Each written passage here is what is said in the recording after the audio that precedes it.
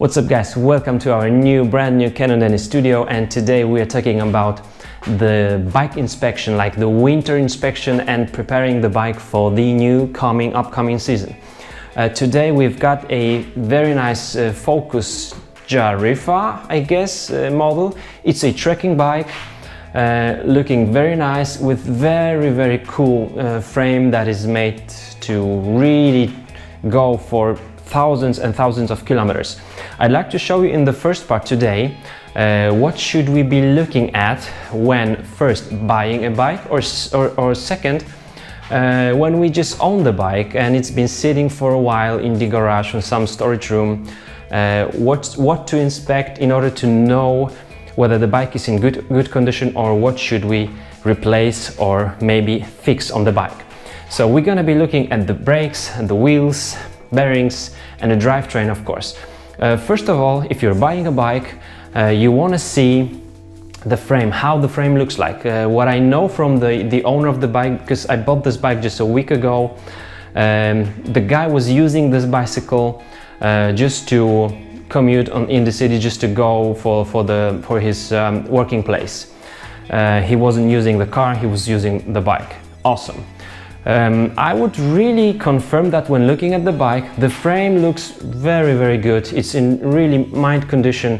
There is no dents, no scratches. We would always like to see whether there is any paint chips or dents just right here where the brake lever hits the bike, the frame, the upper tube when we fall down. So that's the important thing. When we look at the main tube here, the down tube, from the bottom, we don't see any signs of rocks or anything hitting the frame. That means the bike wasn't being used on some heavy terrain or even in the terrain. That's good. Also, when we look at the place where the wires are rubbing against the frame, we can see that the rubbing here was very little of that rubbing, so the bike wasn't being used that much. Alright, so we've got the frame. There is no cracks on the weld. These are really cool looking welds. These are not smoothened, but very even. So a nice job, good engineering. So no cracks, no problems. The frame is awesome. I have inspected it very carefully. Alright, I've been riding the bike. It rides okay. The braking might be a little bit, might give us a little bit more power, and I'd like to use less power of my fingers in order to change the gears. We'll talk about that in a minute. Now, wheels. We've got some cool fulcrum wheels here. We want to see and listen how the bearings in the hub work. So these are okay. The hub works quite smoothly. Then we want to see whether there is any play. I like to keep the fork with my one hand and the other hand moving in this direction. I cannot see any play in the hub on the bearing, so that's good. That's really fine. Then we'll see whether there is any movement of the rim. The rim is true, so that's fine. If you've got like 1 or 2 millimeters somewhere, it's good to fix it, because when you fix 1 or 2 millimeters, then the wheel will go for many thousands of kilometers. If we miss those, let's say 2 millimeters, then the problem can be larger and larger, and then the wheel will be very difficult to true. Especially like on these, where you don't have many spokes, or there is so much distance between the spokes. Then it's more difficult to fix the wheel when it's not true really. So just have that in mind. Then the rear wheel has the prehab, and we want to listen to that. It sounds okay, but I can see the cassette moving just a bit. That means I would like to look at the pulse in the free hub, and also see the bearings. There is some play here on the rear wheel, and I can also feel the play on the cassette. It is a huge play. What I think here, it's not the bearing, it's not the free hub. but it's the locking nut on the hub that is just unscrewed. So there was no service of the bike for many months, even if there was any. Maybe there wasn't. Alright, so I'll be definitely checking the hubs, both the front and wheel, because I can see the bike was being used in the rain, because if the guy was going to work, doesn't matter it's raining or not, you just take the bike and you go to work. All right, as you can see, I have my chain here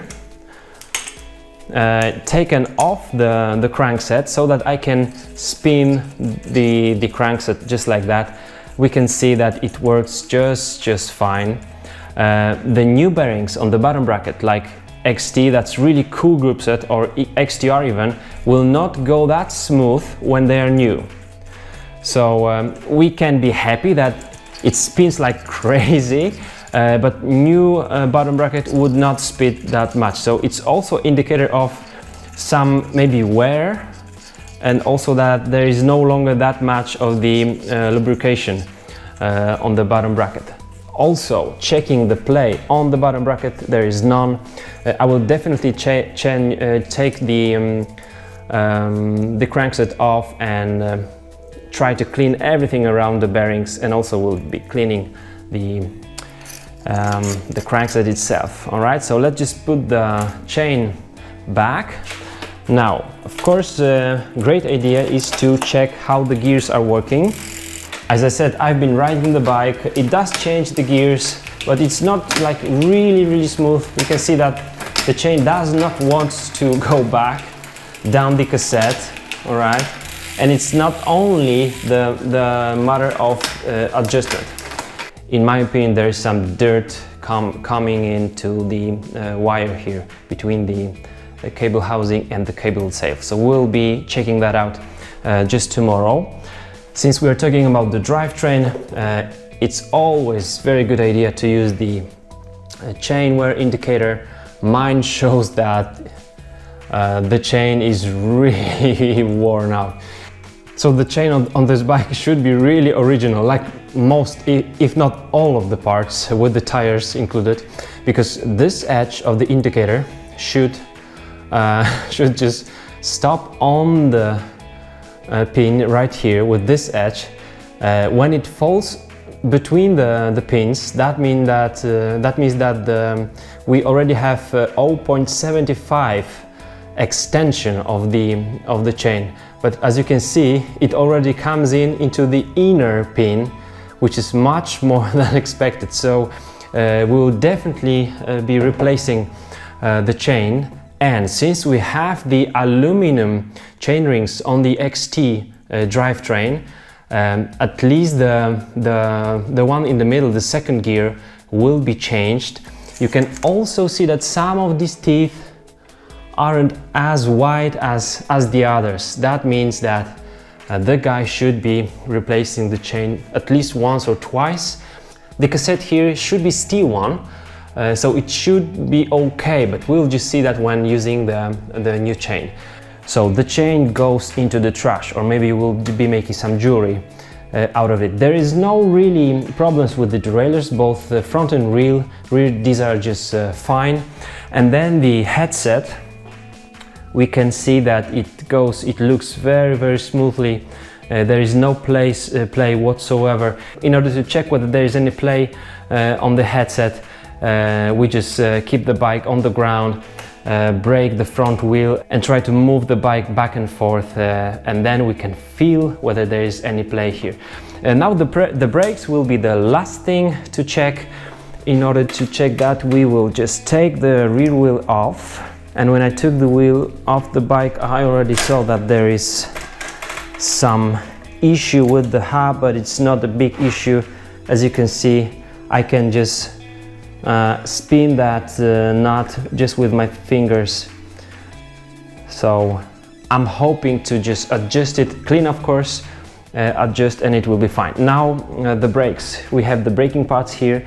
We can see that these are not worn out really, but you can see some silver stuff, like silver little stones there.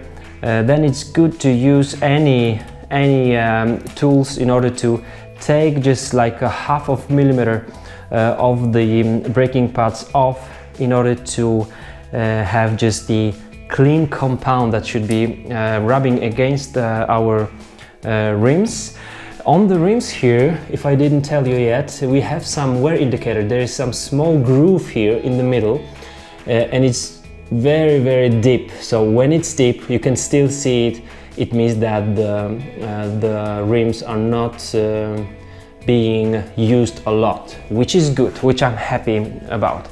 So that's it, guys. One more thing that it's worth it to check is the computer, because this bike came with a computer. It came from Germany, that's why we have the German language here. And when we see all the kilometers, it says 7,600 kilometers. That would fit to the bike, in my opinion, because it really fits to how the chain is worn out. And because the guy wasn't really training on it, wasn't taking the bike through some heavy terrain. It's in very good condition, but just dirty. That's why what we're doing tomorrow will be to inspect the hubs and of course clean them and lubricate, and then replace the chain, clean the bike.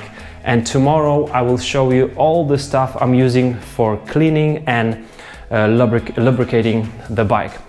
Thanks for watching, guys. I hope this was helpful. If you have any further questions, I'm waiting for you. You know where. See ya!